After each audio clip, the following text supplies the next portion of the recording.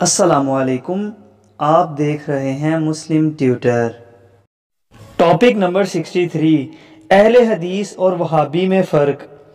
इस वीडियो में हम ये जानेंगे कि अहले हदीसों को वहाबी क्यों कहा जाता है और लफ्ज़ वहाबी की ईजाद कैसे हुई और क्या ये लफ्ज़ किसी को तंज़ और गाली के तौर पर इस्तेमाल किया जाता है। और हम ये भी जानेंगे कि क्या मोहम्मद बिन अब्दुल वहाब एक गलत आदमी थे और क्या अपने नाम के साथ अहले हदीस लगाना भी गलत है। तो इन तमाम सवालों का जवाब जानने के लिए वीडियो को आखिर तक जरूर देखें। मेरी मस्जिद च आए एडी एडी रत्तियां दाड़ियां वाले भाभी कहते गल करनी जी। मैं आख्या जी लो जी आज भी बैठो गल करो। मैं आख्या जी कोई लिख के दो केड़े बाबे नूं मनदे हो, इतना भी तो लिखो ना।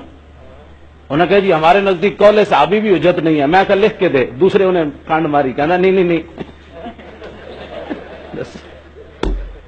मैं आख्या जी लिखो। ये तो भाभी हुण जम्मे ना एवं बक बक हर गल ना अकल न शकल एवं बक बक बक बक बक बक। इंसान के पुत्रां वाले काम करो। जिथे जनाब दो चार बंदे इकट्ठे कर देते तो अल्लाह के सिवा कुछ नहीं कर सकता। ए दुनिया नूं पैगाम देंदे हो तुसीं। ए सारी जिंदगी तो नचोड़ कट के भाभीओ तकरीरां करने हो तुसीं। ए तुहाडी वजह तो सारी उम्मत बर्बाद हो गई। जिहड़ी रूह है ना जिहाद दी रूह, वो तो मुहब्बत रसूल है। तुसीं जनाब जैकटां पा के रूह है जिहाद दी। नारे रिसालत जब तक न लगे ना तो जिहाद जिहाद नहीं होता। सानू जनाब इतने मसीतां तो बना के वक्त पाया। बात समझ आ रही? ये भावियां जी मर गए मर गए मर गए जनाब मर गए मर गए। गल्लां करने वालियां कोई मर गए ते तौहीन करने हो बुजुर्गां दी। वयसलूनका अनिर रूह कुल रूह मिन अम्रे रब्बी। ते अमरे रब्बी दी तौहीन होनी चाहिए या ताजीम होनी चाहिए? रूह ते अमरे रब्बी है। इतना भी तुहानू शऊर कोई नहीं। केड़ा कुरान पढ़ते रहते हो दिहाड़ी राती? तवज्जो, मैं इस मौजू वैसे मैं तो भाभियों नूं कहंदा भी साडे नाल बैठ के गल ते करो तुसीं। तवज्जो, इन्हां दी वजह तो सारी उम्मत बर्बाद हो गई। सऊदी अरब है ना मतलब है बड़ा, उत्थे उन्हां केड़े जंग तैयार की? उत्थे तो जनाब मैं हुण इत्थे सरेआम साडियां मावां भी सुन रही धियां भी नहीं। तो मैं तुहानू अलहदा दसां भी उत्थे करने के बने सारा कुछ बदमाश इकट्ठे होए हुए। शादियां जनाब 150 शादियां तुसीं उत्थे दुनिया नूं पूरी। जदों रसूलुल्लाह दे रोजे दे सामने कोई मुसलमान खड़ा हो जाए 4 लाख रुपया ला के जावे, हाज़ा हराम। ये कोई तरीका है तुम्हारा? मौलाना खादम हुसैन रिजवी और बहुत सारे लोग वहाबियों के बारे में जो नज़रिया रखते हैं और जैसे ज़ुबान इस्तेमाल करते हैं वो आप वीडियो में देख चुके हैं। क्या वाकई वहाबी ऐसे होते हैं? इस सवाल का जवाब डॉक्टर इसरार अहमद साहब से सुनते हैं। वहाबी कौन लोग हैं? वहाबी और एक आम मुसलमान में क्या फर्क है? देखिए, वहाबी का लफ्ज बतौर गाली इस्तेमाल किया जाता है।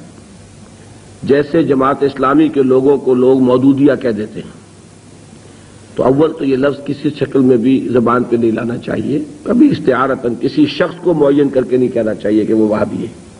ये वो यानी तौहीन है जिससे कि अल्लाह ताला ने रोका है। लेकिन वो कौन लोग हैं जिन्हें वहाबी कहा जाता है? नजद में आज से तकरीबन 250 साल पहले एक शख्सियत पैदा हुई, मोहम्मद इब्ने अब्दुल वहाब। उन्होंने दीन की खिदमत की, दीन की इस्लाह का काम किया। जो भी मुसलमानों में गलत चीजें राइज थी, मुशरिकाना एतकादात, बिदआत, उनका कलाकमा किया और एक तहरीक शुरू की। उसका फिर मुआहदा हो गया आले सऊद के साथ कि आले सऊद एक उभरता हुआ कबीला था ये।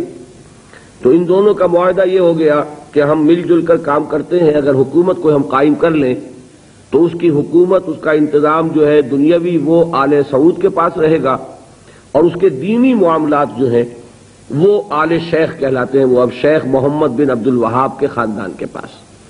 इस तरह ये सऊदी डायनेस्टी शुरू हुई।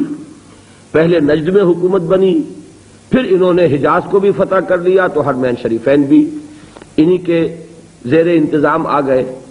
तो ये जो एक सिलसिला चला है, तो अब इनमें मोहम्मद इब्न अब्दुल वहाब रहमतुल्लाह अलैह ने जहां बहुत अच्छे काम किए, वहां एक पहलू ऐसा भी था जिसपे इख्तिलाफ पैदा हुआ। उन्होंने तसव्वुफ पर बड़ी शदीद तनकीदें की और उसमें कुछ मैं समझता हूं कि जैसा होता है कोई जब भी रिफॉर्मर खड़ा होता है کوئی مصلح تو جذبات میں آ کر بعض اوقات سخت باتیں بھی کہہ دیتا ہے. تو اس طرح کی کچھ باتیں بھی انہوں نے فرمائی ہیں. اس کا رد عمل ہندوستان میں خاص طور پر ہوا، اور انگریز نے وہاں پر جو شہیدین کی تحریک تھی، شاہ اسماعیل شہید اور سید احمد بریلوی رحمۃ اللہ علیہ، ان کی جو تحریک تھی اس کو بدنام کرنے کے لیے یہ کہہ دیا کہ یہ انہی وہابیوں کے پیروکار ہیں. اور ہمارے ہاں بعض علماء نے پھر ان کی مخالفت اسی وجہ سے کی اور فتوے دیے ان کے خلاف. تو اب یہ لفظ جو ہمارے ہاں بریلوی مکتب فکر کہلاتا ہے، اس کی سب سے بڑے گالی ہے جو وہ دے دیتا ہے. وہ دیوبندیوں کو بھی وہابی کہہ دیں گے، وہ تو اب گالی دینے کی بات ہوئی نا.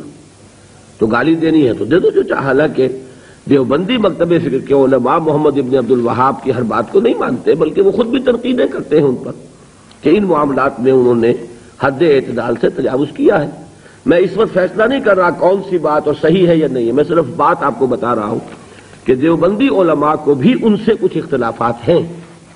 ہاں ہمارے ہاں جو اہل حدیث حضرات ہیں وہ ان کے خیال سے کلیتاً جو ہیں وہ متفق ہیں. اب ہمارے ہاں کیا ہوتا ہے کہ جس کو بھی بدنام کرنا ہو عوام کی نگاہوں میں اسے کہہ دو وہابی ہے. اس کا ایک لطیفہ بھی بیان ہوتا ہے، جبکہ ہندو بھی تھے. اور ہمارے پاکستان میں کہتے ہیں کہ ایک جگہ پر کوئی بنیا تھا، وہ مولوی صاحب جو تھے وہ اس سے سودا لیتے رہتے تھے قرض پر. ایک موقع پہ آ کے بنیے نے کہہ دیا کہ مولوی صاحب اب آپ کو میں سودا مزید نہیں دوں گا، پہلا حساب چکا دیجیے. تو انہوں نے واز میں کہہ دیا کہ فلاں شخص سے شنکر لال سے اب سودا نہ لو مسلمانوں، وہ وہابی ہو گیا.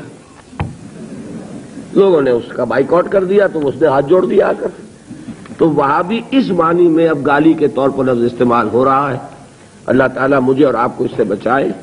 محمد ابن عبد الوہاب رحمۃ اللہ علیہ نے بہت کام اچھے کیے. اس عرب میں بھی بہت شرک ہو رہا تھا، قبر پرستی ہو رہی تھی، یہاں تک کہ جو یمن سے حاجی آتے تھے طائف سے گزرتے ہوئے حضرت عبداللہ ابن عباس کی قبر چونکہ طائف میں ہے، پہلے اس کا طواف کرتے تھے پھر جاتے تھے خانہ کعبہ کے طواف کے لیے. تو انہوں نے ان تمام چیزوں کو ختم کیا ہے، اور ابھی تک تو انہی کے اثرات تھے اصل میں کہ جو سعودی عرب میں چل رہے ہیں. اب جو نئی نسل ابھر آئی ہے تو وہ آل شیخ کا عمل دخل جو ہے وہاں بہت کم ہو گیا ہے. آگے حالات کیا ہوتے ہیں تو اللہ کے علم میں. یہ ہے اصل شے.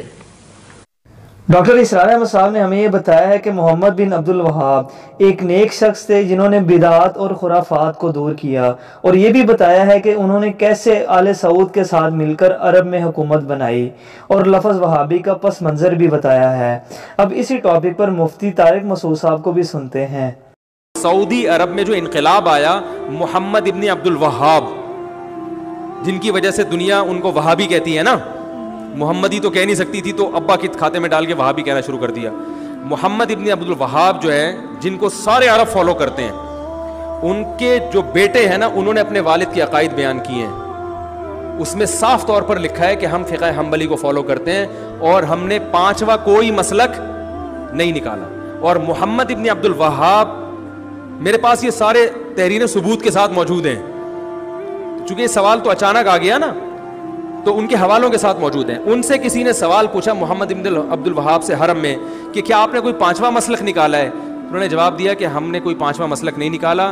اہل سنت والجماعت کے جو 4 مکاتب فکر ہیں، حنفی، مالکی، شافعی، حنبلی، ہم انہی کو فالو کرتے ہیں. آئی بات سمجھ میں؟ اور اس میں ہم فقہ حنبلی کو فالو کرتے ہیں، اور ہم ان تینوں کو چاروں کو برحق سمجھتے ہیں. یہاں تک کہ ان کے جو بیٹے ہیں نا محمد بن عبد الوہاب کے، ان کے فتاوی میں یہ بات لکھی ہے، انہوں نے کہا کہ ہم ابن تیمیہ رحمہ اللہ تعالیٰ کو مقتدی اور رہبر سمجھتے ہیں، مگر ابن تیمیہ نے چاروں مذاہب کے خلاف اگر کوئی فتویٰ دیا ہے تو ہم اس میں ابن تیمیہ کو فالو نہیں کرتے. اس میں انہوں نے یہ بات بھی لکھی ہے کہ 3 طلاق کا مسئلہ چونکہ چاروں فقہا کے خلاف ہے ابن تیمیہ کا، اس مسئلے میں ہم نے ابن تیمیہ کی رائے کو مسترد کر دیا ہے. مفتی طارق مسعود صاحب نے ہمیں یہ بتایا ہے کہ بزرگ محمد بن عبد الوہاب کے والد یعنی عبد الوہاب کے نام سے لفظ وہابی نکلا ہے، جو کہ غلط طریقے سے نکالا گیا ہے. اور انہوں نے ہمیں یہ بھی بتایا ہے کہ اہل حدیث اہل سنت سے الگ نہیں ہیں. اب آخر میں اہل حدیث عالم سے یہ پوچھتے ہیں کہ وہ خود کو اہل حدیث کیوں کہتے ہیں. میں اہل حدیث کیوں کہلاتا ہوں، میں اہل حدیث کیوں ہوا ہوں. اہل حدیث کہتے کس کو ہیں، پہلے یہ فیصلہ کر لیں پھر سوال آسان ہو جائے گا. قرآن کو اللہ نے حدیث کہا ہے، فَبِأَيِّ حَدِيثٍ بَعْدَهُ يُؤْمِنُونَ. قرآن بھی حدیث ہے اور अहादीस रसूलुल्लाह सल्लल्लाहु अलैहि वसल्लम भी हदीस है। तो कुरान और हदीस को मानने वाले को क्या कहते हैं? अहले हदीस। तो हर मुसलमान अहले हदीस है। हर मुसलमान, कोई है जो कुरान का इनकार करे, कोई है जो हदीस का इनकार करे। ये हमारा सिफाती नाम है, ये हमारा तारुफी नाम है। हमारा असल नाम क्या है? हुआ सम्माकुमुल मुस्लिमीन। असल नाम मुस्लिम, हम मुस्लिम हैं, हमारा नाम मुस्लिम है। लेकिन तारुफ जब हुआ तो हमारा तारुफी नाम अहले हदीस, अहलुस सुन्ना वल जमा, अहलुल हदीस, मुतरादिफ चीजें हैं। क्यों? हम कुरान और हदीस को मानते हैं। इस नाम की जरूरत क्यों पड़ी पहचान के लिए? इस नाम की जरूरत क्यों पड़ी? नबी सल्लल्लाहु अलैहि वसल्लम के दौर के अंदर तारफी नाम बहुत ज्यादा थे सहाबा के। अहले बदर भी थे, या माशर शबाब भी कहा, अंसार भी थे, मुहाजिरीन भी थे, तारुफ था ना उनका, थे सारे के सारे मुस्लिम। जब तक दुनिया के मुसलमान उसी दीन पे रहे जो रसूलुल्लाह सल्लल्लाहु अलैहि वसल्लम देकर गए, तो सारे के सारे मुस्लिम थे। फिर फितनों का दौर खुला, फितनों का दरवाजा खुला, शिया पैदा हुए, खवारिज पैदा हुए। उस वक्त फिर सहाबा का आखिरी दौर था, ताबईन का इब्तदाई दौर था। वहां पे अहले सुन्नत वल जमात का नाम ताबईन के दौर में मुतारिफ हुआ। जो असल नाम नहीं, असल नाम मुस्लिम है, ये हमारा तारुफ है। भाई घोड़ों को पूजने वाला भी मुस्लिम है, कब्र को पूजने वाला भी मुस्लिम है, मंदिर में जाके ईद मिलाद मनाने वाला भी मुस्लिम है, क्रिसमस का केक काटने वाला भी चर्च में खड़ा होकर मुस्लिम है। हम कौन से मुस्लिम हैं? हम वो मुस्लिम हैं जो सिर्फ क़ाल अल्लाह व क़ाल रसूल को मानते हैं। हम वो मुस्लिम हैं। हमें अहलुस सुन्ना वल जमाअह भी कहा जाता है, अहलुल हदीस भी कहा जाता है। तो ये हमारा तारफी नाम है। अहले हदीस बनना लाजिम है, कहलवाना नहीं। अगर बंदा एक अहले हदीस नहीं कहलवाता, अगर एक बंदा अहले हदीस नहीं कहलवाता लेकिन अकीदतन मनहजन वो अहलुल हदीस है, तो हमारा भाई है, हमारा भाई है वो। अगर कुरान और हदीस पे चलता है, हमारा भाई है। लेकिन आज के इस पुरफितन दौर में अपने आप को अहले हदीस कहलवाइए, अपना तारुफ करवाइए कि हम वो नहीं है जो कब्रों का तवाफ करके अहले सुन्नत कहलवाते हैं। हम अहलुल हदीस हैं। हमारे एक हाथ में मोहम्मद सल्लल्लाहु अलैहि वसल्लम ने कुरान दिया है, दूसरे हाथ में हदीस दी है। तरक्तु फीकुम, मेरे प्यारे हबीब का फरमान है। तो अहले हदीस बनना लाजिम है और इन गुमराह फिरकों के दरमियान अपना तारुफ करवाना लाजिम है। अल्लाह हमें अमल की तौफीक अता फरमाए। इन सब में से कौन हक पर है, ये फैसला हम आप पर छोड़ते हैं। और इस वीडियो में कही जाने वाली तमाम बातों में से आप और उस बात से इख्तिलाफ राय कर सकते हैं जो कुरान और सुन्नत से टकराती हो। वीडियो पसंद आने की सूरत में लाइक करें और हमारे चैनल मुस्लिम ट्यूटर को फॉलो या सब्सक्राइब करके बेल आइकन जरूर दबाएं। अल्लाह ताला आप पर अपनी रहमत फरमाए।